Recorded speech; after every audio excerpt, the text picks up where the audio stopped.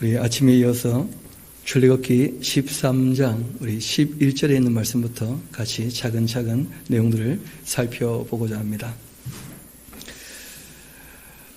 여호와께서 너와 내 조상에게 맹세하신 대로 너는 가나안 사람의 땅에 인도하시고 너를 그 땅을 너에게 주시거든 너는 태에서 처음 난 모든 것과 내게 있는 가축의 태에서 처음 난 것을 다 구별하여 여호와께 돌리라. 수컷은 여호와의 것이니라.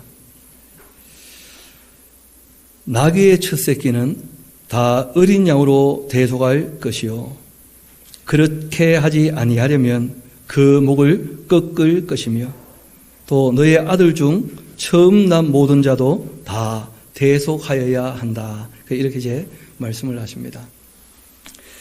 혼자 읽으면 이게 대체 무슨 의미인지 잘 알기가 어렵다는 거예요. 지금 우리하고는 직접적인 관계는 있지 않습니다만은 이 본문은 대속이라고 하는, 대속이란 말은 구원을 얘기하죠. 대신 값을 지불하고 얻어내었다, 그런 뜻이지 않습니까? 여러분, 농경사회 또 목축을 하는 사람들 입장에서는 염소 새끼나 양 새끼가 귀할까요? 나귀 새끼가 귀할까요? 안 키워봤으니까 잘 모르잖아요. 이런 나귀 새끼가 값이 훨씬 비쌉니다. 왜냐하면 나귀는 노동력이 있기 때문에. 그러니까 하나님께서 나귀가 태어났으면 나귀 바치기 너무 부담되지. 많이 태어나는 것도 아니고. 그러니까 작은 동물의 새끼, 염소 새끼나 아니면 양 새끼로 얼마든지 대신해 줄 수 있다. 마찬가지로 사람이 태어났다, 마지가. 여러분, 첫째를 또 잡아가 치면 좀 어렵게 되잖아요. 첫 것은 다 누구 것이라고 말씀하십니까? 하나님 것. 원래는 모든 게 다 주님의 것이죠. 그런데 하나님께서 표를 좀 내라 하신 것인데, 사람을 바치기 또 어려우면 어린 양으로 어떻게 하라는 거예요? 대속하라는 거예요. 바꾸어 말하면 값을 지불하면 값이 지불된 것이니까 하나님이 요구하신 다른 것으로 값을 지불하면 대속이 된다는 거예요. 마찬가지로 우리가 죄를 지으면 죄값은 누가 지불해야 됩니까? 당연히 본인이 지불해야죠. 그런데 하나님께서 그 아들을 보내셔가지고 대신 지불하게 하셨다는 거예요. 대신 지불하셨으면 값이 어떻게 된 겁니까? 지불되었다는 거예요. 그러니까 구약에 나오는 이 출애굽기의 내용들은 우리에게 모형 같은, 그러니까 신약에 와서 있을 일들에 관하여 비유해서 설명할 만한 내용들을 몇 가지를 더 적어 놓은 것입니다. 그래서 아침에도 해방에 대한, 구속에 대한 말씀을 드렸는데 또 이 찬양 예배 때는 대속에 대해서 대가를 대신 지불하는 그 내용들이 기록되어 있습니다. 그래서 이렇게 이어 말씀하시죠. 후일에 내 아들이 너에게 묻기를 이것이 어찌 됨이냐. 애들이 봐도 가격이 안 맞잖아요. 말이 안 되고. 애들이 그런 걸 물어본다는 거예요. 이상하게 여겨서. 그러면 너는 그들에게 말해라. 여호와께서 그 손의 권능으로 우리를 애굽에서 곧 종이 되었던 집에서 인도하여 내실 그때 바로가 완악하여 우리를 보내지 아니하매 여호와께서 애굽 나라 가운데 처음 난 모든 것은 사람의 장자로부터 가축의 처음 난 것까지 다 죽이셨으므로 태에서 처음 난 모든 수컷들은 내가 여호와께 제사를 드려서 내 아들 중 모든 처음 난 자들을 다 대속하리니 이것이 너의 손의 기호와 내 미간의 표가 될 것이다. 결코 잊지 말아야 하는 것이다. 그런 것이죠. 애들이 왜 아깝게 처음 태어난 것 죽입니까? 또 나귀는 왜 나귀를 안 죽이고 어린 양을 죽입니까? 왜 사람은 또 그렇게 안 합니까? 또 이런저런 또 사람 대신 어린 양을 잡아 바친다 그러면 대체 그건 왜 그렇게 하는 겁니까? 아깝게 이렇게 저렇게 물어볼 거라는 거예요. 그럴 때 출애굽 역사와 함께 그때 있었던 장자가 죽었던 사건을 얘기해주고 그리고 대속에 대해서 가르치라는 거예요. 이런 것도 팔의 규로 삼고 또 이마의 표로 삼아서 가르쳐야 될 내용이죠. 해방에 대한 말씀과 이 구속, 구원에 대한 말씀을 꼭 가르치라 하신 겁니다. 그리고 두 가지가 더 있다 말씀드렸는데 우리 본문을 한번 가서 찾아보고 돌아오는 게 좋을 듯 합니다. 우리 신명기, 뒤에 나와서 우리가 살필 내용이지만 미리 한번 가봅시다. 꼭 또 이 팔목에 매어 기호로 삼을 내용이 무엇인지 신명기 6장 같이 가봅시다.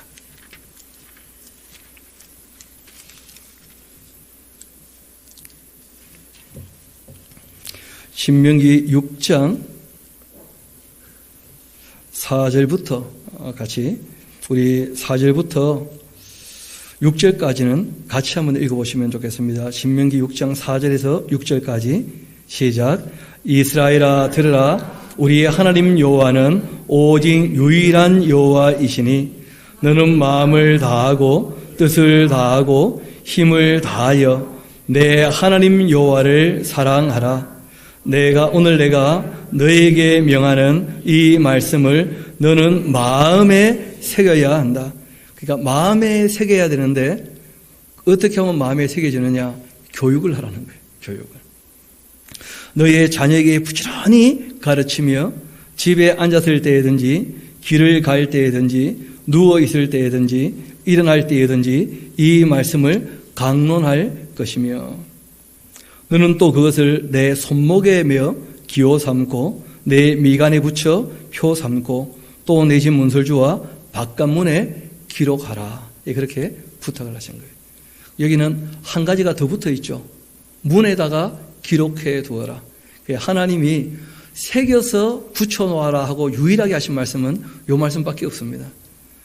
그러나 부지런히 가르치는 말씀은 지금 앞에 두 개, 또 여기 하나 더 있죠.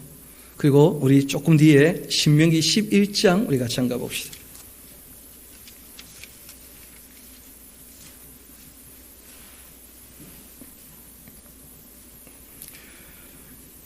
(11장) 그 18절부터인데 이름으로라고 되어 있으니까 그 앞에 내용을 우리가 알 수 있으면 참 좋겠죠. 그 앞에 내용은 딴 게 아니고 이제 가나안 땅에 정말 들어가게 되었다면 그러면 이제 그 땅에서 하나님을 사랑하고 산다면 그런 전제가 있는 거예요. 이러므로 너희는 나의 이 말을 너희의 마음과 뜻에 두고 또 그것을 너희의 손목에 메어 기호로 삼고 너희 미간에 붙여 표를 삼으며 또 그것을 너희의 자녀에게 가르치며 집에 앉아있을 때든지 길을 갈 때든지 누워있을 때든지 일어날 때든지 이 말씀을 강론하고 내 집 문설주와 바깥문에 기록하고 그렇게 하면 여호와께서 너희 조상들에게 주리라고 맹세하신 땅에서 너희의 날과 너희의 자녀의 날이 많아 하늘이 땅을 덮는 날과 같을 것이다. 우리 22절 23절 같이 한번 읽어봅시다. 시작. 너희가 만일 내가 너희에게 명하는 이 모든 명령을 잘 지켜 행하여 너희 하나님 여호와를 사랑하고 그의 모든 도를 행하여 그에게 의지하면 여호와께서 그 모든 나라 백성을 너희 앞에서 다 쫓아내실 것이라.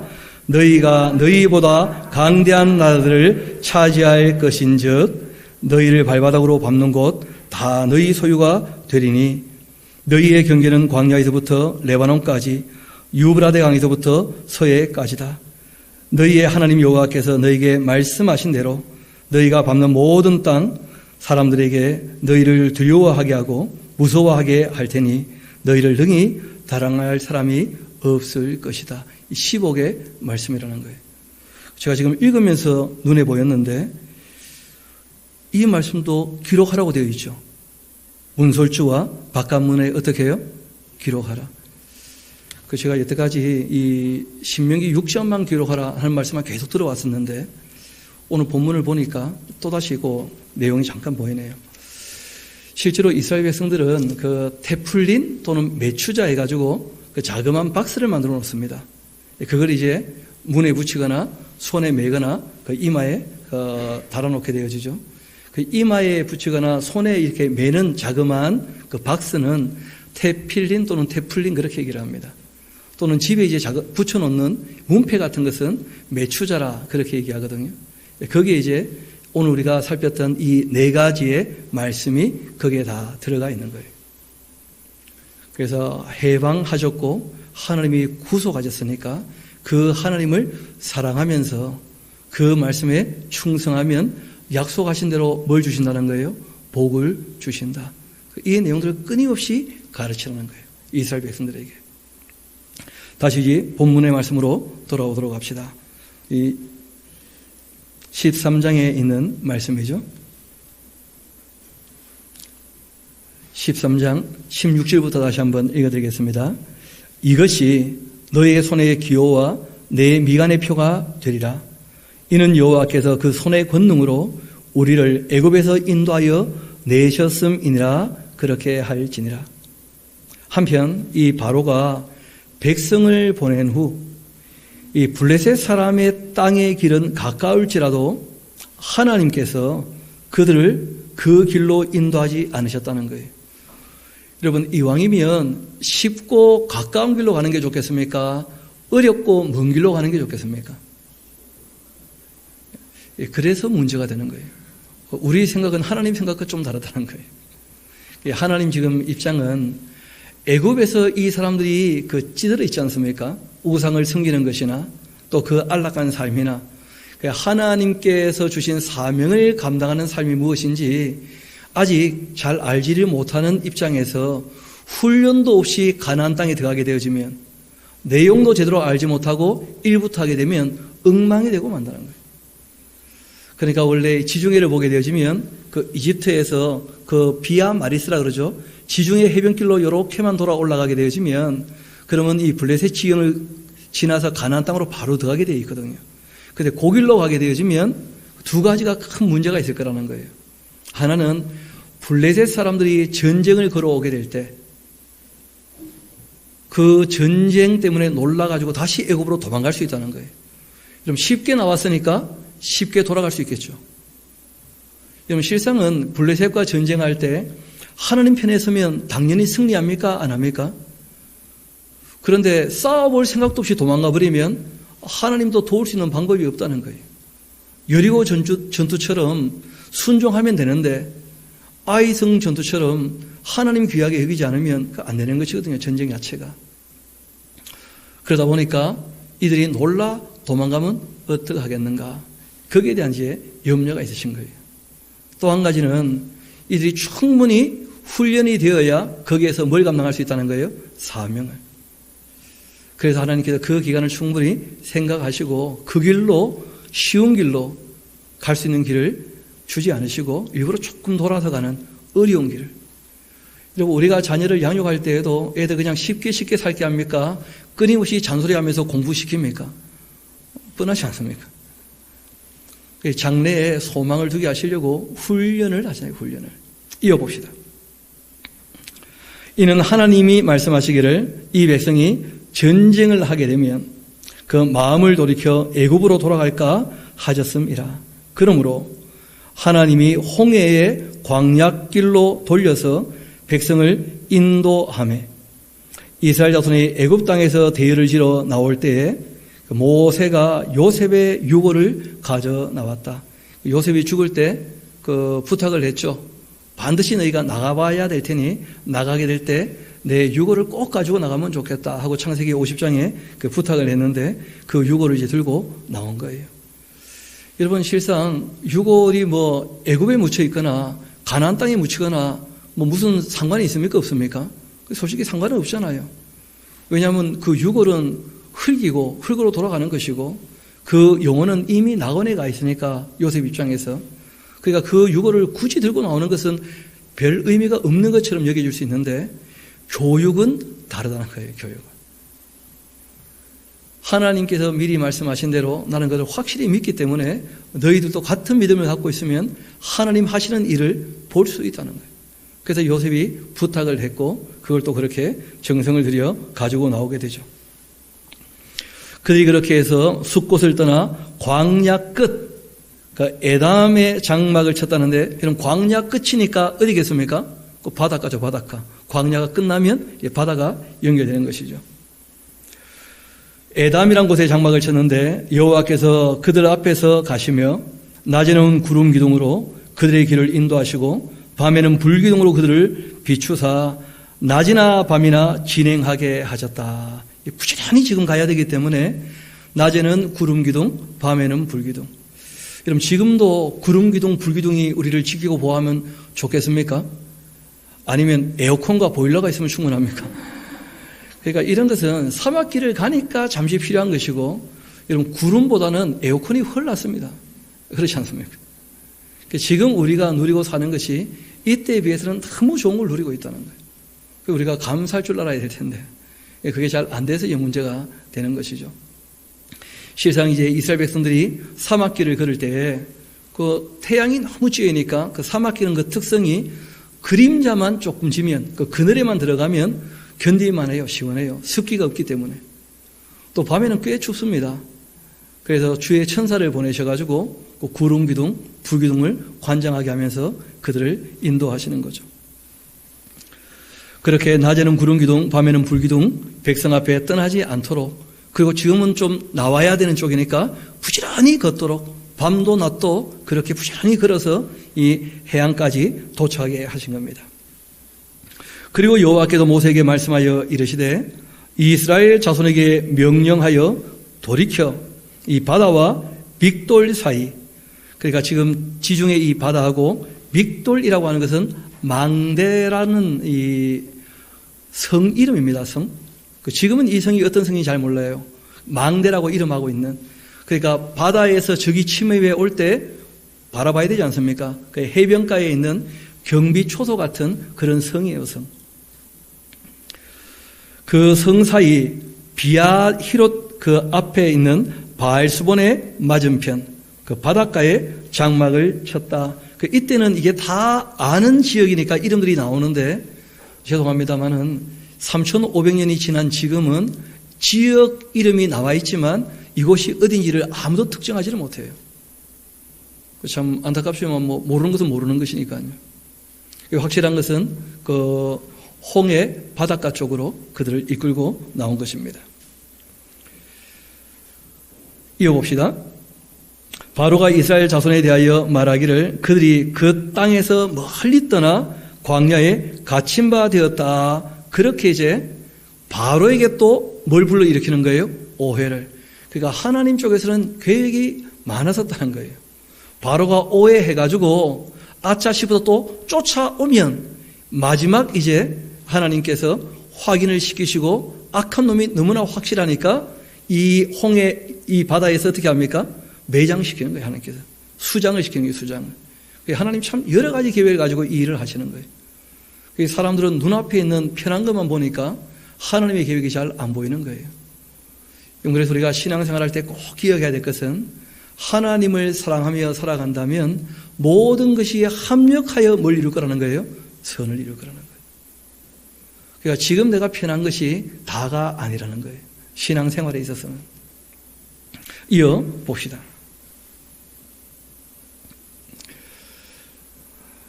4절 다시 보겠습니다. 내가 이 바로의 마음을 완악하게 한즉 이 바로가 그들의 그 뒤를 따를 텐데 내가 그와 그 온 군대로 말미암아 영광을 얻어 애굽 사람들이 나를 여호와인 줄을 알게 할 것이다. 하나님께서 자신을 계시하시는 과정이 있거라는 거예요. 게다가 여러분 지금은 10번이나 재앙이 있었지 않습니까? 장자까지 죽었잖아요. 그래도 또 쫓아옵니까? 안 쫓아옵니까? 쫓아오죠. 그런데 이번 홍해가 갈라지고 거기에 이제 이 애굽 사람들이 수장되어지면 그때는 진짜 뼈저리게 하나님에 대하여 알게 되어집니다. 그래서 가나안 땅에 간 이스라엘 백성들을 감히 이 애굽 사람들이 치러 오지 못하고 솔로몬 다음 르호보암 때 바로 왕 시삭이 올라오는 거예요. 그때까지는 감히 오지 못해요. 그러니까 500년 넘게 이 애굽 사람들이 홍해를 건너서 이 이스라엘 백성을 치러 오지 않았다는 거예요. 그만큼 아주 강렬한 인상을 남기게 되는 그 사건이 있을 거라는 것입니다. 내가 여호와인 줄을 알게 하겠다. 그렇게 하신 거예요. 무리가 그대로 다 행하게 되어집니다. 그 백성이 도망한 사실이 애굽 왕에게 알려짐에 편안히 나올 수는 없죠. 애굽 왕이 또 언제 완악하게 될지 모르니까 빨리빨리 기회 됐을 때 나와야죠. 가라고 했으니까. 그래가 막 도망쳐 나간 거죠. 바로와 그의 신하들이 그 백성에 대하여 마음이 변하여 이르되 우리가 어찌 이같이 하여 이스라엘을 우리를 섬김에서 놓아 보내었는가. 바로가 곧 그 병거를 갖추고 그 백성을 데리고 갈새 선발된 병거 600대 애굽의 모든 병거를 동원했고 지휘자들이 다 거느렸는데 여호와께서 애굽 왕 바로의 마음을 어떻게 하셨다고요? 완악해 하셨다는 거예요. 그래서 이 완악하다 하는 말 이제 우리가 좀 정리가 되었을 것입니다. 원래부터 악한데 하나님이 그 악한 마음을 좀 더 강하게, 그런 정도의 의미예요. 그리고 원래 하나님은 그 인간 역사에 잘 개입 안 하시는 입장이시거든요. 인격적이신 분이시기 때문에. 그러나 지금은 특별한 할 일이 있으셔서 조금씩 이렇게 개입을 하셔가지고 그 일을 지금 이루어 가시는 것입니다. 그래서 이 완악이라는 말, 하자크란 말은 그 완고하다 하는 표현도 있지만 강하게라는 뜻이 강합니다. 강하게. 그래서 악한데 더 어떻게 해요? 그 악한 것을 강화하는 그런 의미입니다. 이어봅시다. 8절 여호와께서 애굽 왕 바로의 마음을 완악하게 하셨으므로 그가 이스라엘 자손의 뒤를 따르니 이스라엘 자손이 담대히 나갔습니다. 애굽 사람들과 바로의 말들, 병거들, 그 마병과 그 군대가 그들의 그 뒤를 따라 바알수본 맞은편 비아히롯, 좀 전에는 앞이라 되어 있고 지금은 곁이라 되어 있죠. 다 거기서 거기입니다. 그 해변이에요, 해변. 그 해변 그들이 장막 침대에 미치게 되었다. 그러니까 지금 이스라엘 백성들은 앞으로 가려니 홍해가 가로막고 있고 뒤에는 광야인데 지금 거기에 누가 쫓아와 있는 거예요? 이집트에 그 600대나 되는 전차와 함께 무수한 이 군인들이 자기를 죽이려고 오게 된 것을 보고 있는 것이죠. 다행히 그 사이에 지금 뭐가 있습니까? 구름 기둥, 불 기둥이 가로막으면서 자신들을 보호하고 있는 그런 입장이었습니다. 좀 더 이어 봅시다. 문제는 다시 한번 10절 봅시다. 바로가 가까이 올 때에 이스라엘 자손이 눈들어 보니까 애굽 사람들이 자기들 뒤에 이른지라 이스라엘 자손이 심히 두려워하여 여호와께 부르짖었다는 거예요. 여러분, 사람 마음이 참 그렇죠. 하나님의 구원의 기적을 10번이나 받지 않습니까? 그런데도 조금 위기가 닥치고 하면 뭐가 음습해 온다는 거예요? 두려움. 여러분, 예수님께서 한 번은 그 설교를 하실 때 사람 마음밭의 종류가 한 4가지가 있을 거라 하는 말씀을 하신 적이 있어요. 길가처럼 아예 하나님 말씀 안 받는 사람도 있고, 두 번째는 듣는 것은 좋아하는데 실천할 마음이 전혀 없는 사람도 있다는 거예요. 돌짝밭처럼. 세 번째는 하나님 말씀을 듣는데 가시덤불이 있다는 거라. 세상에 대한 염려 때문에 결실이 없다는 거예요. 여러분, 세상을 두려워하고 염려가 많으면 뭐가 없다는 거예요? 결실이 없다는 거예요. 신앙의 결실이. 그러니까 하나님을 바라보면 세상을 향한 두려움을 접으라는 거예요. 하나님께서 선한 길로 우리를 인도하실 것이니까. 그래서 성경은 우리에게 끊임없이 두려워하지 마라, 염려하지 마라, 담대하라, 그렇게 말씀하시거든요. 두려워하는 것이 다 문제가 되는 것이죠. 저도 가끔 이 상담을 하거나 누구와 얘기하게 되면 두렵다는 말을 하시는 분들이 종종 계셔요. 제가 지금 이렇게 살고 있는데 갑자기 일이 잘못되어 가지고 다 이게 없어져 버리면 어떡하는지 하고 그런 거 물어보시는 거예요. 제가 물어봐요. 내가 가져갑니까? 물어봐요. 여러분, 지금 뻔히 있으면서 없어질 것을 먼저 뭐 하는 거예요? 염려하는 거예요. 여러분, 또 실상 그것이 없어도 사는데 전혀 지장 없는 분들이 염려가 더 많더라는 거예요. 그래서 성경은 우리에게 부탁을 하십니다. 두려워하지 말라는 거예요. 아니나 다를까 이 백성과 다르게 모세라고 하는 분은 이미 신앙에 대한 확실한 담력을 갖게 되신 것 같아요. 이어봅시다. 그들은 또 모세에게 이르되 애굽에 아주 매장지가 없어서 당신이 우리를 이끌어내어 이 광야에서 죽게 하느냐. 참 못할 말을 하는 거죠. 그렇죠? 어찌하여 당신이 우리를 애굽에서 이끌어내어 우리에게 이같이 하느냐. 그 두려움을 넘어서서 죽음의 공포를 맛본다는 거예요. 죽을 것 같다. 한국 사람들도 그런 말 종종 하죠. 그렇죠? 아이고 죽겠습니다. 지금 뻔히 살아있으면서 줍니다. 그러면 죽음의 길로 가는 거예요. 자꾸 그런 말 하면. 이어봅시다. 우리가 애굽에서 당신에게 이런 말이 이것이 아니냐. 이르기를 우리를 내버려 두라. 우리가 애굽 사람을 섬길 것이라 하지 아니하더냐. 애굽 사람을 섬기는 것이 광야에서 죽는 것보다 낫겠노라. 여러분, 실상은 두 가지 말을 다 했죠. 하나님이 자신들을 건진하는 말을 처음 들었을 때는 아멘 할렐루야 하나님 막 찬양하면서 감사하다고 했다가 이 바로 왕이 노역을 더 극심하게 하니까 그때 이제 이 모세를 찾아와서 불평을 했지 않습니까? 그 두 개 얘기를 다 했기 때문에 자기들 좋은 대로 써먹는 거예요. 그냥 봐라, 우리가 안 나온다고 했지 않냐. 왜 우리를 끌고 나왔냐. 끌고 나왔습니까? 따라 나왔습니까? 사람들이 조금은 생각을 해야 될 텐데 그런 식으로 이제 얘기를 하는 거예요. 12절 다시 한번 봅시다. 우리가 애굽에서 당신에게 이런 말이 이것이 아니냐. 이르기를 우리를 내버려 두라. 우리가 애굽 사람을 섬길 것이라 하지 않더냐. 애굽 사람을 섬기는 것이 광야에서 죽는 것보다 낫겠노라. 그때 모세가 백성에게 말씀하신 것, 우리 13절 14절은 같이 한번 읽어봅시다. 시작. 모세가 백성에게 이르되 너희는 두려워하지 말고 가만히 서서 여호와께서 오늘 너희를 위하여 행하시는 구원을 보라. 너희가 오늘 본 애굽 사람을 영원히 다시 보지 아니하리라. 여호와께서 너희를 위하여 싸우시리니 너희는 가만히 있을지니라. 아멘. 이 모세가 아주 믿음의 탐욕을 갖고 말씀을 하시는 거예요. 실제로 모세도 앞으로 될 일을 다 알지는 못하거든요. 그러나 하나님께서 하신 일과 말씀하셨던 것들을 기억하면서 하나님 우리를 건지실 것이고 저 악한 애굽은 반드시 심판하실 것이다. 아주 담대하게 그 얘기를 한 거예요. 그러자 하나님께서 모세에게 한 말씀 하십니다. 여호와께서 모세에게 이르시되 너가 어찌하여 나에게 부르짖고 있냐. 이스라엘 자손에게 명령하여 앞으로 나가게 하라. 앞에 지금 뭐가 있습니까? 바다가 있는데 근데 그 앞으로 나가게 하라는 거예요. 지팡이를 들고 손을 바다 위에 내밀어 그것이 갈라지게 하라. 그러니까 누가 갈라지게 하실 겁니까? 하나님께서. 전지전능한 하나님께서 하실 거니까 너는 너 할 일을 어떻게 하라는 거예요? 하라는 거예요.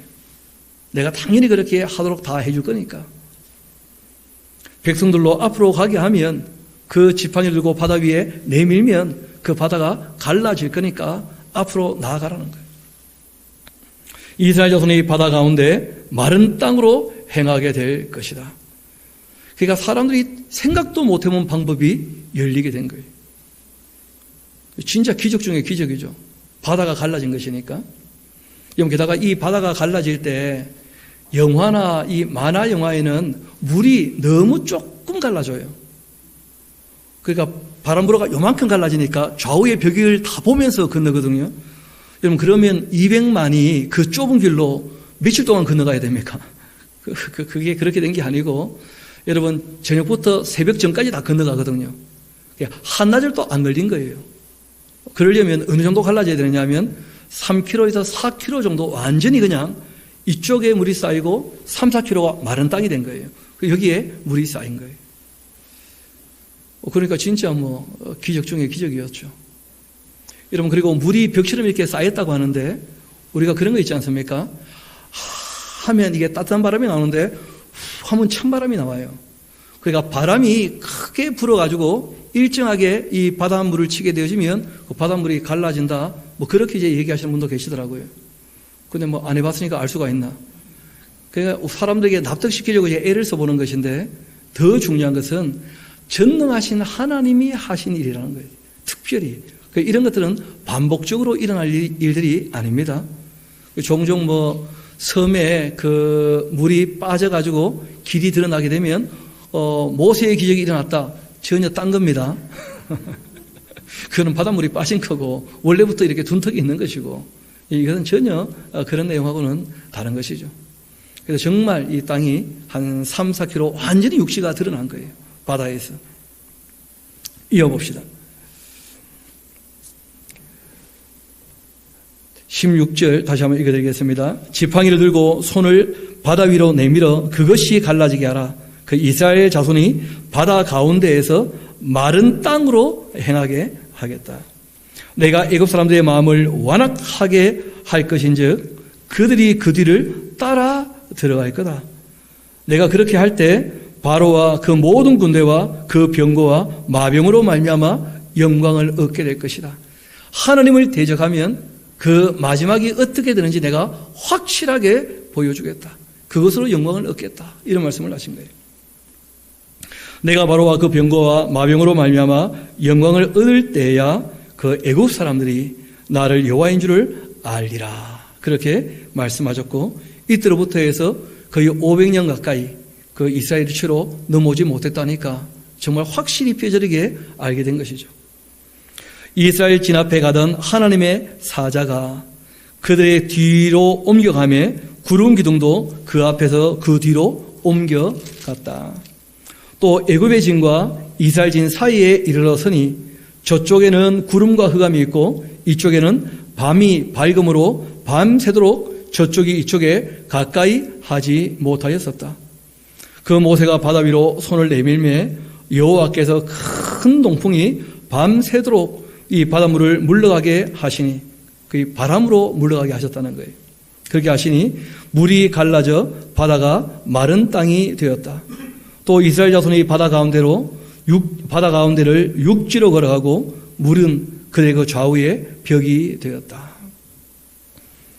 그렇게 애굽 사람들과 바로의 말들, 병거들, 그 마병들 다 그들의 그 뒤를 추격하여서 바다 가운데로 들어오는지라. 새벽에 여호와께서 불과 구름 기둥 가운데에서 애굽 군대를 보시고 애굽 군대를 아주 어지럽게 하시며 그들의 그 병거 바퀴를 벗겨 달리기가 어렵게 하시니 애굽 사람들이 이르되 이스라엘 앞에서 우리가 도망하자 여호와가 그들을 위하여 싸워 애굽 사람을 치는도다. 확실한 하나님의 능력을 인정하게 되었다는 거예요. 애굽 사람들이. 여러분 앞을 잠깐 봅시다. 그 홍해를 이제 건너게 되어지면 3, 4km 정도 이 물이 갈라졌다 그러지 않습니까? 이스라엘 백성이 건널 때는 그 구름기둥, 불기둥으로 하나님께서 막으시고 못 쫓아오게 하신 거예요. 이제 다 올라가게 될 때쯤 되었을 때 길이 열린 겁니다. 그런데 실제로 이 사람들이 홍해 거의 건너편까지 쫓아왔던 거예요. 여러분 마차가 빠릅니까? 사람이 빠릅니까? 또 애기들 다 업고 손잡고 그렇게 걸어가는 게 빠르겠습니까? 군인들이 달려오는 게 빠르겠습니까? 그러니까 삽시간에 그 간격이 좁아지게 된 거예요. 그러니까 하나님께서 특별하게 역사하지 않으시면 정말 위기 중에 위기가 된 것이죠. 그리고 이스라엘 백성이 그 홍해를 건너서 올라서게 되어지자 이 바닷물은 다시 합치게 되었고 건너갔던 이 이스라엘 백성들이 보면서 애굽 사람들이 거기에 수장되는 걸 봤다는 거예요. 그러니까 이 이집트 쪽에서 본 게 아닙니다. 건너편에서 보게 된 거예요. 건너편에서. 제가 이걸 이렇게 좀 강조하는 이유는 뭐냐면 그 이집트 쪽에 뭐 이런 이 흔적이 있는 것처럼 얘기하시는 분들이 가끔 계셔서 그렇지 않다는 말씀을 드리는 겁니다. 좀 더 우리가 읽어보면 그 내용을 알 수가 있습니다. 26절입니다. 여호와께서 모세에게 이르시되 너의 손을 바다 위에 내밀어 물이 애굽 사람들과 그들의 병거들과 마병들 위에 다시 흐르게 하라. 그렇게 하셨더니 모세가 곧 손을 바다 위에 내밀매 새벽이 되어 바다의 힘이 회복이 되었다는 거예요. 그러니까 밤부터 새벽까지 한나절에 있었던 그 사건이었습니다. 애굽 사람들이 물을 거슬러 도망하지만 그러나 여호와께서 애굽 사람들을 바다 가운데 엎으시니 물이 다시 흘러 병거들과 기병들을 덮되 그들의 그 뒤를 따라 바다에 들어간 바로의 군대를 다 덮으니 하나도 남지 아니하였더라. 그러니까 전부 들어와 가지고 이 끝까지 거의 쫓아왔다가 거기서 다 죽었다. 그런 얘기거든요. 바로와 그 군대가. 그러나 이스라엘 자손은 바다 가운데를 육지로 행하였고 물이 좌우에 벽이 되었다. 그날 여호와께서 이같이 이스라엘을 애굽 사람 손에서 구원하심에 그 줄쳐놓으셔야겠죠. 이스라엘이 바닷가에서 애굽 사람들이 죽어 있는 것을 확실히 다 봤다는 거예요. 홍해 건너편에 갔었으니까 거기서 다 봤다는 거예요. 이들이 다 죽는 것을. 그러면서 마음에 새겨야 되겠죠. 하나님을 대적하면 마지막이 어떻게 되는가. 하나님께서는 우리를 대속해 주셨는데, 애굽에서 건져 주셨는데, 그 하나님을 대적한다면 마지막은 어떻게 되는 것인가? 이런 걸 아주 확실하게 배웠다는 거예요. 여러분, 또 한 가지는 이 신약에 가면 이 홍해를 걷는 것을 세례와 비교해서 설명하는 그런 내용들이 있습니다. 그 말이 무슨 말이냐면, 세례를 받는다라고 하는 것이 바로 물 아래를 지난다는 뜻이에요. 그러니까 옛사람은 어떻게 되었다는 겁니까? 죽었다는 거예요. 그리고 이제 물 아래를 지났으니까 다시 과거로 돌아가면 된다는 거예요? 안 된다는 거예요? 안 된다는 거예요. 홍해를 굳이 건너게 하신 이유가 있습니다. 홍해를 건넜으니까 다시 애굽으로 돌아갈 수 있다는 겁니까? 없다는 겁니까?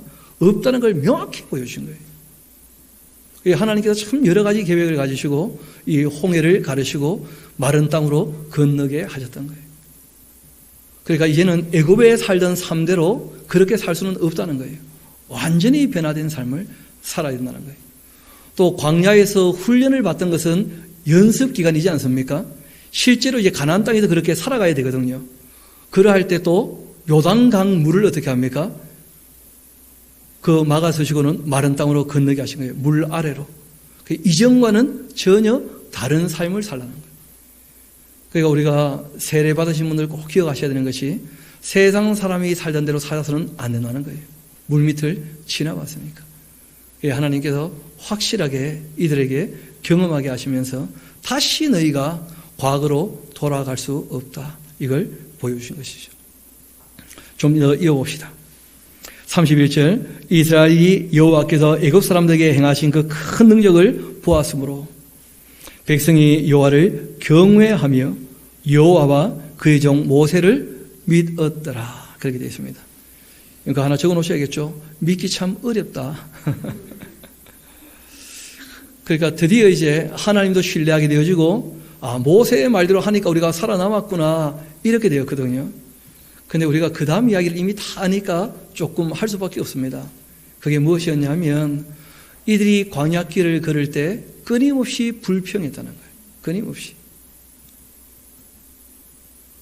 하나님 하신 일을 경험하고서도 하나님께서 다시 돌아가지 못한다고 얘기했음에도 불구하고 이들이 불평할 때마다 뭐라고 얘기하느냐 하면, 애굽에 고기 가마 곁에 앉아 고기 먹던 것이 기억난다 하면서 늘 불평을 한 거예요.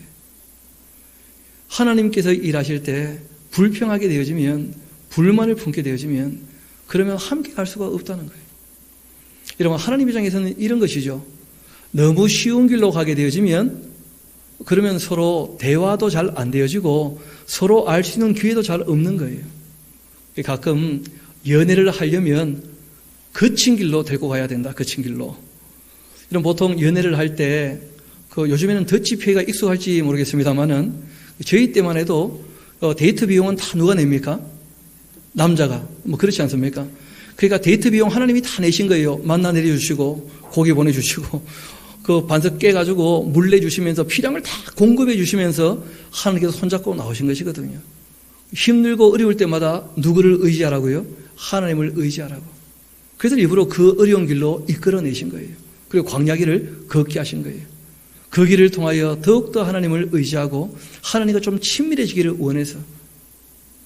그런데 늘 불평하고 불만을 품고 하니까 사귐이 안 되는 거예요. 사귐이. 참 안타깝게도 이렇게 어렵게 해서 또 가나안 땅까지 들어갔지만 결국은 말라기를 보면 어떻게 되고 맙니까? 결별되고 만 거예요. 결별. 이런 모세라고 하는 분을 생각해 보면 이분이 40년 동안 얼마나 애쓰고 고생했습니까? 그런데 본인이 사역하는 중간에 본인과 함께 애굽에서 나왔던 모든 사람들은 전부 장례를 지냈다는 거예요. 본인이 제일 마지막에 돌아가시거든요. 여호수아와 갈렙 이외에는 아무도 가나안 땅 들어가지 못했지 않습니까? 성인들 중에서는. 모세가 자신의 사역을 되돌아보며 어떤 마음을 가졌겠는가? 새로 일어나는 아이들이 있으니까 그들을 교육을 하면서 그들을 또 이끌어가기도 하지만 실상 자신과 처음 이 어려움을 겪고 일했던 모든 사람들이 가나안 땅 결국은 들어가지 못하고 전부 광야에서 매장되는 것을 봤을 때 그 모세의 마음이 어떠했겠는가? 그 모세의 마음이 묻어나는 시편이 한 편 있는데 오늘 그 시를 같이 정리하고 말씀을 마무리하도록 하시겠습니다. 우리 시편 90편으로 같이 한번 가봅시다.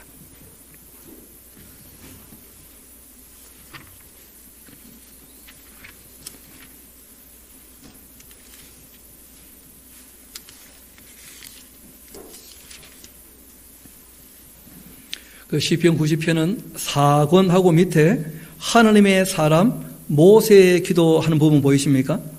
이게 모세의 기도문이에요. 자기의 사역을 다 마무리할 때 이분이 남긴 그 기도문인데, 주여 주님은 대대에 우리의 거처가 되셨나이다. 정말 하나님이 피할 바위이시죠, 그렇죠? 산이 생기기 전, 땅과 세계도 주께서 조성하시기 전, 곧 영원부터 영원까지 주님은 하나님이십니다. 하나님은 모든 것보다 먼저 계셨고 스스로 계시고 모든 만물을 창조하신 분이시다. 그런 고백이죠. 그러한 하나님께서 사람을 티끌로 돌아가게 하시고 말씀하시기를 너희 인생들은 돌아가라 하셨습니다. 사람은 다 누구나 죽더라는 거예요. 그 영혼이 돌아가는 것이죠. 그 어디로 돌아갈 것이냐? 낙원이 아니면 음모죠. 주의 목전에는 천년이 지나간 어제 같고 밤의 한순간 같을 뿐입니다.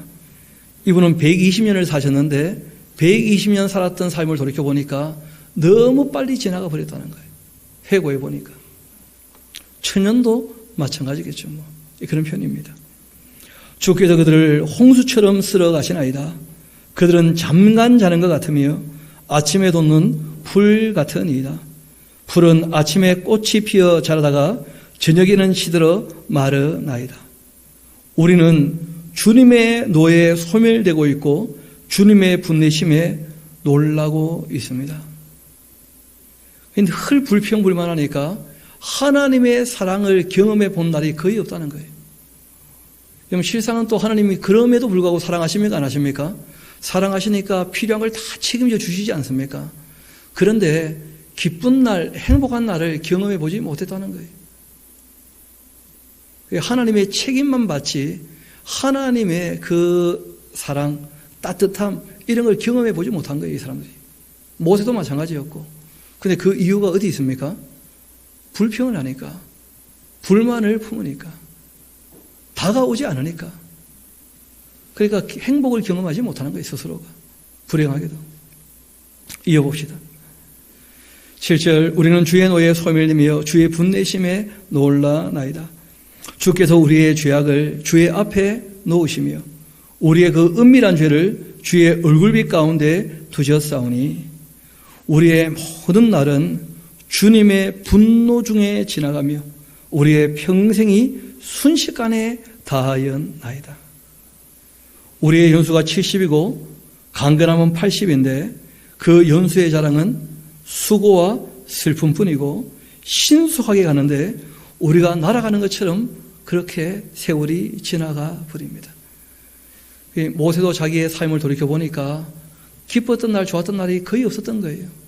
늘 힘들고 어렵고 괴롭고. 백성들도 마찬가지였고. 누가 주의 노염의 그 능력을 알며 누가 주의 진노의 두용을 알리까? 우리에게 우러날 계수함을 가르치사 지혜로운 마음을 얻게 하여 주옵소서. 여호와여 돌아오소서. 언제까지입니까? 주의 중도를 불쌍히 여겨 주옵소서. 아침에 주의 인자하심이 우리를 만족하게 하시고 우리의 일생 동안 즐겁고 기쁜 날도 주시면 좋겠습니다. 바라기는 우리 샤론의 권속들에게도 기쁘고 즐거운 날이 하루하루 더 많아질 수 있게 되기를 소망합니다. 한 번 인생을 살아가는데 원래 하나님은 다 주신 것이거든요. 근데 사람이 정직하지 못하면 그 기쁨은 사라지게 되어 있습니다. 사람이 의를 추구하지 않으면 기쁨은 다 떠나가기 마련입니다. 공평이 없으면 평화는 오지 않는 것이거든요. 정직하지 않으면 늘 사람들이 남들의 시선이 어떻게 됩니까? 두려워질 테니까 기쁨이란 게 없는 거예요. 좀 관계에 대해서도 마찬가지죠. 우리가 다른 사람에 대하여 교만한 마음이 있거나 자기 일에 태만하거나 또 불평을 하거나 불만을 품으면 그러면 기쁨이라는 게 오지 않는 거예요. 서로를 알려고 힘쓰고 애쓰지 않으면 기쁨은 없는 것이죠. 하나님을 알려고 좀 더 애쓰고 했으면 하나님께로부터 오는 기쁨을 누렸을 터인데 이스라엘 백성들이 그 하나님께서 어려운 길로 이끌어내셔가지고 하나님 알기를 원하셨는데 전혀 하나님을 알려고 하지 않고 불평만 하니까 기쁜 날을 전혀 못 봤던 것입니다. 그게 모세는 너무 안타까운 거예요. 모세는. 아침에 주의 인자하심이 우리를 만족하게 하사 우리를 일생 동안 기쁘고 좀 즐겁게 하십시오. 우리를 괴롭게 하신 날수대로와 우리가 화를 당한 연수대로 우리를 기쁘게 하소서. 주께서 행하신 일을 주의 종들에게 나타내시며 주의 영광을 그들의 자손에게 나타내소서. 우리 17절은 같이 한번 읽어볼까요? 시작. 주 우리 하나님의 은총을 우리에게 내리게 하사 우리의 손이 행한 일을 우리에게 경고하게 하소서. 우리의 손이 행한 일을 경고하게 하소서. 아멘. 모세가 바라고 원하는 것은 수고하고 애쓴 것이 헛되지 않는 그러한 은혜가 임하면 참 좋겠다. 왜냐하면 본인이 40년 동안 정말 수고했거든요. 그런데 그 모든 수고가 무의로 돌아갈까 봐 그게 참 걱정이 되었다는 거예요. 그래서 이 땅에 살아가면서 우리가 한평생 다 누구나 수고하고 힘쓰고 애쓰게 될 터인데 우리가 하나님을 더욱더 바르게 알아감으로 하나님이 주시는 참된 행복이 있게 되기를 소망합니다. 또 사람과의 관계에서 서로의 관심을 가지고 조금 더 알아가고 좀 더 친밀해짐으로 또 자기를 낮추어서 겸손함으로 가까워져서 사람들로 말미암아 누리게 되는 행복도 다 누릴 수 있게 되기를 소망합니다. 왜냐하면 우리 하나님은 복 주시기를 원하시는 분이라고 얘기하고 있어요. 은혜 베푸시기를 원하시는 분이시고 자비를 베풀기를 원하시는 분이시라는 거예요. 하나님은 우리를 기쁘게 하기를 원하시는 분이시고 지키기를 원하시는 분이라고 말씀하고 계십니다. 우리 하나님 주시는 참된 복과 그 은혜와 지키시는 하나님의 그 보호하심이 저와 여러분에게 계속 있게 되기를 소망합니다. 우리 함께 기도하도록 하겠습니다.